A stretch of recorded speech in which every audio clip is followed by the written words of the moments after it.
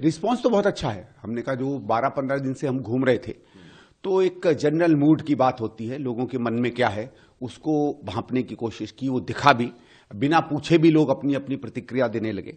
और आम आदमी के खिलाफ, अरविंद केजरीवाल के खिलाफ एक बहुत बड़ी निराशा है, कई जगहों पे तो नाराजगी बहुत है, क्योंकि अगर आपने 10 साल सिर्फ बातें की, और बातें करने के लिए भी आप नहीं, आपके एजेंट केवल आए, कैंडिडेट कभी आया नहीं सड़क पर, तो एक नाराजगी तो बनती है।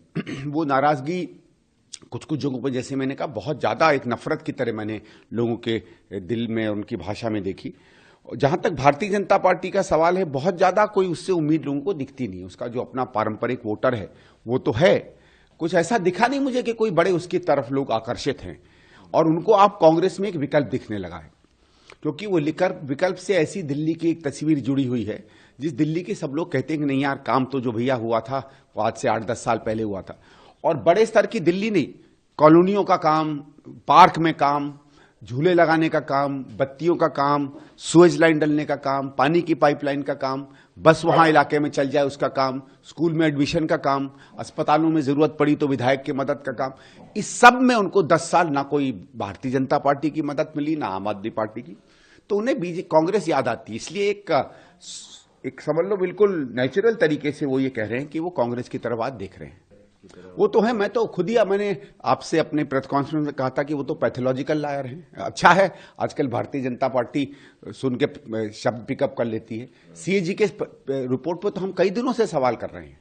यही नहीं, हम तो ये भी पूछ रहे हैं कि जो दिल्ली की कॉमनवेल्थ रिपोर्ट आई थी, वो आपकी असेंबली में गई, आपके 67 विधायक थे 70 में से, तो उस समय की जो पब्लिक अकाउंट्स कमेटी है दिल्ली असेंबली की, आपके लोगों की रही होगी, वो रिपोर्ट का क्या हुआ? मैं तो आप मीडिया वालों से पूछता हूं, किसी दिन आतिशी जी से या उनसे पूछ लीजिए ना, जिस कॉमनवेल्थ को लेके आप सड़कों पे नाचते थे, उसकी रिपोर्ट आपने क्यों नहीं सार्वजनिक की? उसके ऊपर पीएससी की रिपोर्ट आनी चाहिए थी ना।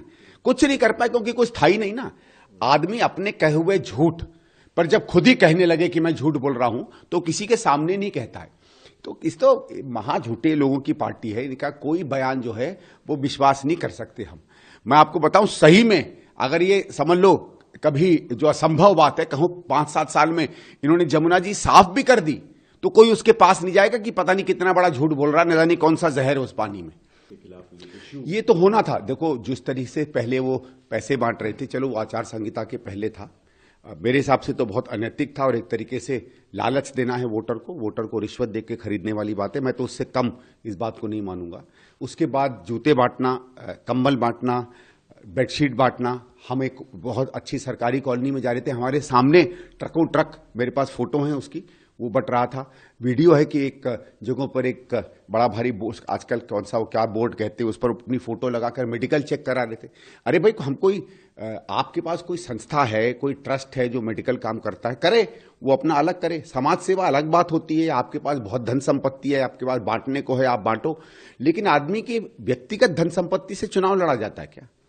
क्योंकि मैं तो ये एक सवाल मेरे मन में बार बार आ रहा है कि जो आदमी इतना पैसा बांटेगा, एक सामान्य बिजनेस में होता है कि आप पैसा इन्वेस्ट करते हैं तो फिर पैसे को रिकवर करते हैं। बिजनेस का तो यही वसूल है कि हम लाख रुपया लगाएंगे तो 10 लाख कमाएंगे। तो अगर कोई आदमी अपनी जेब से या अपनी संस्था से 1 करोड़ लगा रहा है, तो अगले 5 साल में क्या करेगा? कभी कभी तो ऐसा लगता है कि भ्रष्टाचार की जननी ही इस तरीके से बांटे हुए चुनाव जीतने की जो रणनीति होती है कि पैसा देके मैं चुनाव जीतता हूं और बाकी 5 साल में लेता रहूंगा। क्योंकि अगर वोटर आपको इस चीज के कारण वोट दे रहा है तो फिर काम करने की क्या जरूरत है? देखिए, उन्होंने तो इससे भी बुरी बुरी बातें कही हैं, और ये उनके अंदर में इस तरीके से वो लोगों को समझते हैं, एक अपने अंदर का अहंकार है। किसी मनुष्य को, किसी मानव को ना सम्मान देने की उनकी एक आदत है। इसकी तो जितनी भर्त्सना करे कम है, विशेषकर जब आप किसी महिला के बारे में ऐसा कहेंगे।